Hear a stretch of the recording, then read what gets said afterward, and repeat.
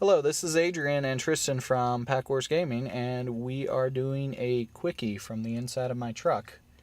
Don't know what that is? Well, Tristan, take it away. Alright, so Quickie, basically short, topical podcast. Could be something we saw on the web, or it could be something that a homeless man told Adrian when he dropped a shiny nickel in his cup. So Adrian, what's the topic today? Today's topic is Game of Groans. I've seen the show. Tristan's read the books. Hasn't read the books.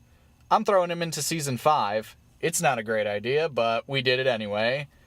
So, I understand that they can't fit everything into a TV show from the books. It's just, we'd be sitting here for, 80 years. Not the best idea. But there's some things that I noticed in this show that don't match up in the timeline and are just plain presented wrong. And literally in the first 3 seconds of the first episode of Season 5, I noticed one thing right off the bat is that when a young Cersei is going to see this witch, first off, there were 3 girls. Oh crap, we should have yelled spoiler alert. Oh well, too late. Continue. Books have been out since a while. Too bad on you. So, 3 girls going to see the witch, and it wasn't in some wood. There was a tournament being held. I don't remember what for, but people knew who this witch was. Second thing I notice is later on, everything's just fucked up on the wall. There's really no other way to say that. Sam and Gilly are still at the wall. They haven't elected a Lord Commander when Stannis is there, and that makes sense.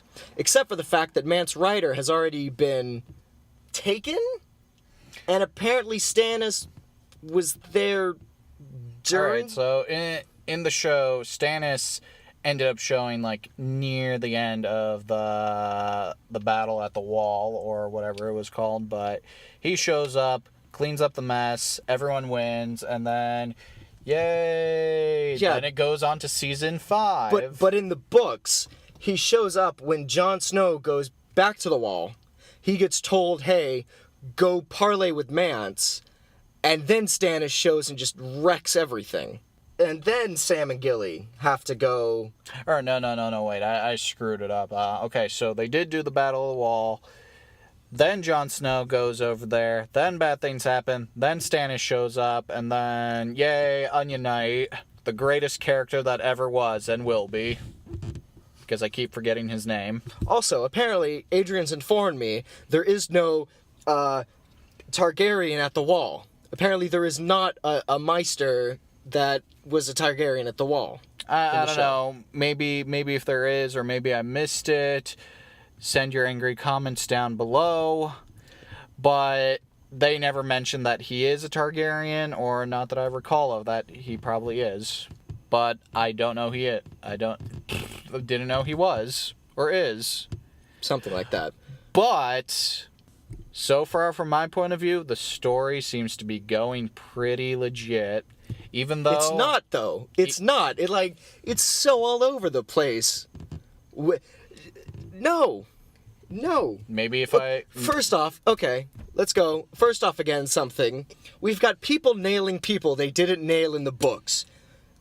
Unless I skipped a whole chapter of Loras nailing gay hookers. That wasn't in the books. Daenerys isn't nailing Dario from the Second Sons, or the Stormcrows as he was in the books. She hooks up with the Handmaiden. She doesn't hook up with Dario. That was her whole thing against Jorah. And she only hooks up with her Handmaiden because, she was missing the Khal Drogo. Okay, so going on in the story, there's other parts happening. The other parts are important. I want to talk about the real stuff. I want to get into the meat of Game of Thrones here. Okay, so as Tristan said, a homeless man told me... Why does Tyrion still have a nose, Adrian? He shouldn't have a nose. Tyrion lost a nose? He lost most of his nose. He's not able to smell anything, basically, is what it comes out to. Then, if you don't have a sense of smell, that means your taste is gone. Oh, fine, then he can't taste anything either. Right, can we talk about Tyrion and Breen in this show? Okay, so as you described, apparently they are these god-awful looking human beings that can classify as monsters at this point. Well, Tyrion is literally described as a monster, and Breen is described like basically a cow with gangly legs. Like, and then you see them in the show, and it's Peter Dinklage's glorious dwarf visage, and it's, excuse me, I don't know the name of the actress that plays Breen of Tarth, and she's like, okay, that's not bad looking. Why do they feel the need to beautify these characters? You know, Game of Thrones is some real-life shit. People are ugly in real life. Well, maybe they just couldn't find an actor ugly enough. It's Hollywood, Adrian. I'm pretty sure they could find people ugly enough. Well, maybe it's easy for other people to see. Maybe it's a bit more convincing that a horrible... There was an Unsullied who had his neck slit in, like, the first 10 minutes. I don't think people mind looking at horrors, you know?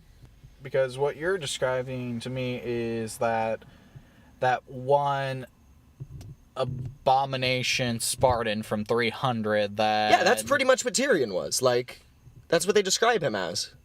I don't know. Maybe I'm just rambling, but it really seems that, you know, George R.R. Martin...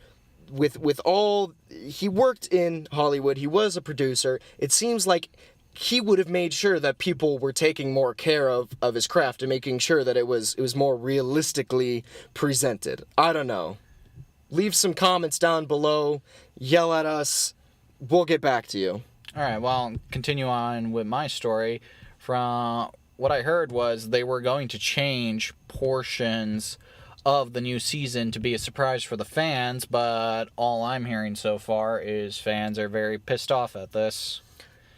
And I'm over here going, this is a good show. There's a lot of surprises coming up that I didn't see coming because I haven't read the books. I mean, the only things that they could surprise us with is if Jon Snow's mother and Rickon rode in on the Green Knight's horse, you know, with Rhaegar's head clutched and the rubies from the trident in the other, and, you know, they stomp Cersei Lannister. That would be a surprise. I don't know. I wouldn't jinx it. No, too late now. Oh, so you merely mentioning it Yep. is now going to happen. Yep. And now all those characters that I mentioned are dead now because George R.R. Martin will curse them. All my friends are dead. All my friends are dead. Do do do do do do. Play us out, Adrian. Wicka wicka wow, wicka wicka wow, wicka wicka wow. Thanks for joining us, folks. Hope it was as good for you as it was for us. This has been a Quickie Game of Groans. Wicka wicka wow, wicka wicka wow, wicka wicka wow.